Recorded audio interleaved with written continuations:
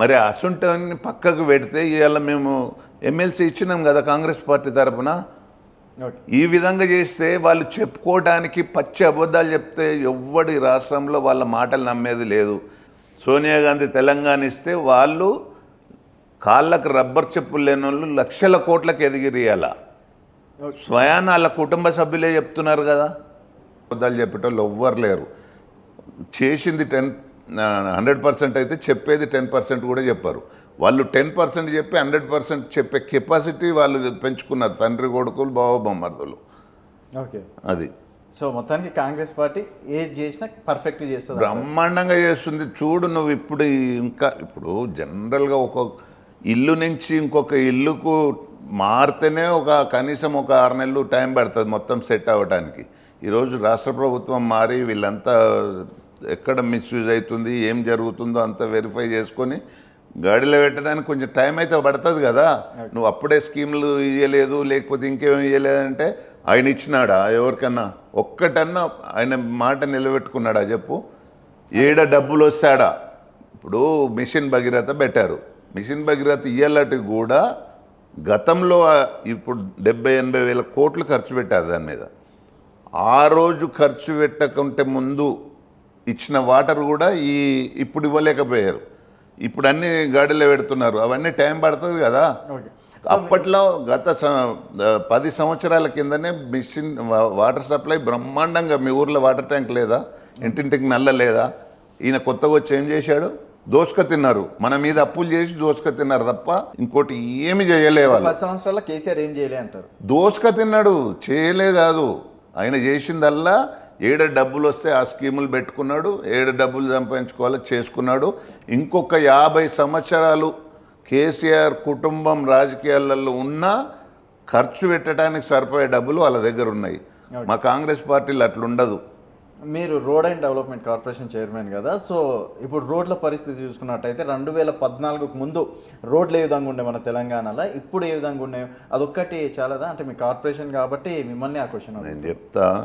2014 ముందు ఒకవేళ అంటే నువ్వు అప్పుడు తిరిగినవో లేదో తెలియదు. 14 ముందు మహారాష్ట్ర రోడ్లు కానీ కర్ణాటక రోడ్లు కానీ బార్డర్ కాడికి పోతేనే అర్థమయ్యేది తెలంగాణ ఇక్కడి వరకు ఎండ్ అయింది, రోడ్లు మనవి మంచిగా ఉన్నాయి, అక్కడ బాగలేవని. కర్ణాటక మహారాష్ట్ర నేను ప్రత్యేకంగా చూసిన ఆ రోజులు. అప్పటి నుంచి ఇప్పటిదాకా రోడ్లలో ఎంత ఘోరంగా ఉండేనో. ఇవాళ మేము ఇప్పుడు హైదరాబాదును గాలికి వదిలిపెట్టాడు. హైదరాబాద్ చుట్టూన్న భూములన్నీ అమ్ముకొని జేబులు వేసుకున్నారు తప్ప హైదరాబాద్లో ఒక్క రోడ్ డెవలప్ చేయలేదు, ఒక కొత్తగా ఇది చేసింది లేదు. ఇప్పుడు మా ముఖ్యమంత్రి గారు రాగానే 1500 కోట్లు ఓన్లీ రింగ్ రోడ్ లోపటనే రోడ్ల కొరకు పెట్టాము రోడ్ డెవలప్మెంట్ కార్పొరేషన్లో. ఎందుకు హైదరాబాద్లోనే దాదాపుగా 10-15 ఫ్లైఓవర్లు ఓపెన్ చేసింది కేటీఆర్ గారు. అది రొటీన్ ప్రాసెస్. అవి ఇంకా 15 కాదు, ఇప్పటికి 100 ఫ్లైఓవర్లు అయ్యేది ఉండే. మేము ఎన్ని రింగ్ రోడ్ మొత్తం ఒక ఫ్లైఓవర్ వేసినా కానీ తక్కువే.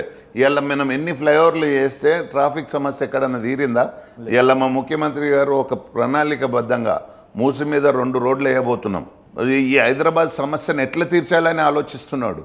నువ్వు వేసినవి రొటీన్గా రోజు బట్టలు తోడుకుంటాం, స్నానం చేస్తాం రోజు, అది కూడా డెవలప్మెంటే అనుకుంటే ఎట్లయితుంది? అది రెగ్యులర్ ప్రాసెస్. అది ఇంకా చాలా చేయాల్సిందే. ఇప్పుడు మీరు ఈ 5 ఏళ్లలో చూడబోయే 5 ఏళ్లలో చూడండి, బ్రహ్మాండమైన హైదరాబాద్ డెవలప్మెంట్ ఉంటుంది. ఇప్పుడు ఈ తెలంగాణ రాష్ట్రంలో 4 కోట్ల మంది ప్రజలు ఉన్నారు. అందులో 2 కోట్ల హైదరాబాద్ రంగారెడ్డి ఉన్నారు కదా.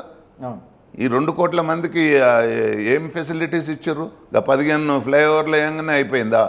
ఆ 15 ఫ్లైఓవర్లు కూడా ఇప్పుడు మాకు బయట ఎక్కడో గురించి నాకు ఎల్బీ నగర్ గురించి 2015లో వరకే కాంగ్రెస్ ప్రభుత్వం ఉన్ననాడే శాంక్షన్ అయిన ఫ్లైఓవర్లు. అది లెటర్తో సహా ఆర్కిష్ట ఎమ్మెల్యే గారు ఉన్నప్పుడు శాంక్షన్ అయిన ఫ్లైఓవర్లు అవన్నీ. ఆ విధంగా డెవలప్. అంతకంటే ఎక్కువ కాంగ్రెస్ పార్టీ రూపాయి అప్పు చేయన్నాడు డెవలప్ అయింది హైదరాబాద్. ఇన్ని లక్షల కోట్లు అప్పు చేసి హైదరాబాద్ను నాశనం పట్టించారు. హైదరాబాద్ చుట్టూన్న భూములన్నీ అమ్ముకున్నారు. కనీసం హైదరాబాద్లో అమ్ముకున్న భూముల పైసలు ఒక 50% హైదరాబాద్ మీద ఖర్చు పెట్టినా బ్రహ్మాండంగా ఈ ట్రాఫిక్ సమస్య వచ్చేది కాదు, ఈ మోరీల సమస్య వచ్చేది కాదు, ఈ నాళాల సమస్య వచ్చేది కాదు.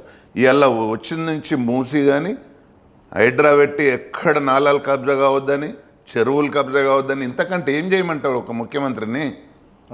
అయితే కాంగ్రెస్ పార్టీ అంటేనే కరప్షన్ పార్టీ, స్కామ్ చేసే పార్టీకే కాంగ్రెస్ పార్టీకి ఉంది. అండ్ ఈ 4.5 సంవత్సరాల్లో మీరు ఇంత అద్భుతంగా ఎట్లా తీర్చిదిద్దుతారు? మీరు 7,000 కోట్లు అప్పులే కడుతున్నారు. అండ్ లంక బిందెలు అనుకొని వస్తే ఖాళీ బిందెలు ఉన్నాయి. సో ఇక్కడ బడ్జెట్ చూస్తే బడ్జెట్ లేదు.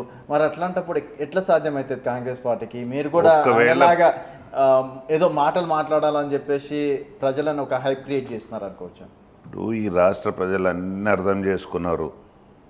ఇప్పటికే ఈ రాష్ట్రాన్ని ముంచేసిండు కేసీఆర్. ఇంకా ఒక్కసారి ఈసారి కాంగ్రెస్ రాకపోతే ఇక అసలు ఈ రాష్ట్రం అనేది అధోగతి పట్టి పరిస్థితి ఉండే. కాబట్టి ప్రజలు మార్పు కోరారు, మార్చి కాంగ్రెస్ పార్టీకి అధికారం ఇచ్చారు.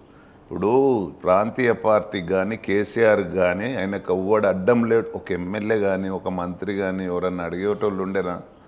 క్లియర్గా చెప్పు రాజు, నువ్వు అంత వాస్తవం చెప్పు. నువ్వు మాటలు మస్తుగా చెప్పొచ్చు. అందరూ ఈఎస్ఎల్ అని లైట్ల మీద ప్రతి సంవత్సరానికి ఒక్కొక్క లైట్ మీద 8,000 రూపాయల ఫ్రాడ్ జరుగుతుంది. వాళ్ళు అగ్రిమెంట్ చేసిన దానికి మేము సొంతంగా కొంటే. అంటే మీరు ఒక్కటి అర్థం చేసుకోండి, మా తుర్కాయంజల్ మున్సిపాలిటీ లెక్క పెట్టుకుంటే 15,000 లైట్లు ఉంటాయి. 15,000 ఇంటూ 8 ఒక్క మున్సిపాలిటీకి. దాన్ని మల్టిఫై బై 142 మున్సిపాలిటీలకు చేయండి. ఎంత దోసుక తిన్నారో. ఈ అప్పులన్నీ 7 లక్షల కోట్ల అప్పు. సమైక్య ఆంధ్రప్రదేశ్ ఉన్నప్పుడు 60,000 కోట్ల అప్పు ఉండే. 60,000 ఎక్కడ, 7 లక్షల కోట్లు ఎక్కడ? మనం ఒక్కసారి చదువుకున్న వాళ్ళము, అందరినీ తెలిసిన వాళ్ళము ఆలోచించాల్సిన పాయింట్లు. వాళ్ళు ఇలా సిగ్గు లేకుండా మళ్ళీ మాట్లాడుతున్నారు. దొరుకుతాడ రోడ్ల మీద వచ్చి మైకులు దొరకంగానే ఇష్టం వచ్చినట్టు మాట్లాడుతున్నారు. నిన్న కేటీఆర్ ఏం భాష మాట్లాడుతున్నాడు? డ్యాన్సులు, అవేం డ్యాన్సులు అంటారు, బ్రేక్ డ్యాన్సులు చేయాలంట ఆర్టీసీ బస్సులల్లో. సిగ్గుంటుందా ఏమన్నా మాటలు అనడానికి? మన రాష్ట్ర ప్రజలు, రాష్ట్ర మహిళలు అన్న విధంగా అనడం. వాళ్ళు హ్యాపీగా ఫ్రీ బస్ దొరికిందని చెప్పి బ్రహ్మాండంగా దేవుళ్ళ దగ్గర పోతున్నారు, కాలేజీ పిల్లలు పోతున్నారు, కూరగాయలు అమ్ముకుంటూ పోతున్నారు. ఒక్కొక్క వ్యక్తికి పర్ మంత్ యావరేజ్గా 2,500 నుంచి 3,000 రూపాయలు మహిళలకు ఇలా ఆ బెనిఫిట్ దొరుకుతుంది. ఇంకంతకంటే ఏం చేస్తారు? అర్థం లేని మాటలు మాట్లాడుకొని, అర్థం లేని లెక్కలు చేసుకుంటా, ప్రతిది అబద్ధాలు చెప్పుకుంటా, వాళ్ళేదో శుద్ధ పూసలు మేము అన్ని ఇచ్చినట్టు. ఇవాళ అందరం కలిసి తెలంగాణ తెచ్చుకొని, కాంగ్రెస్ పార్టీ సోనియమ్మ గాంధీ తెలంగాణ ఇస్తే మేమేదో తెలంగాణ తెచ్చినాం, తెలంగాణ గాంధీ అంటాడు. సిగ్గు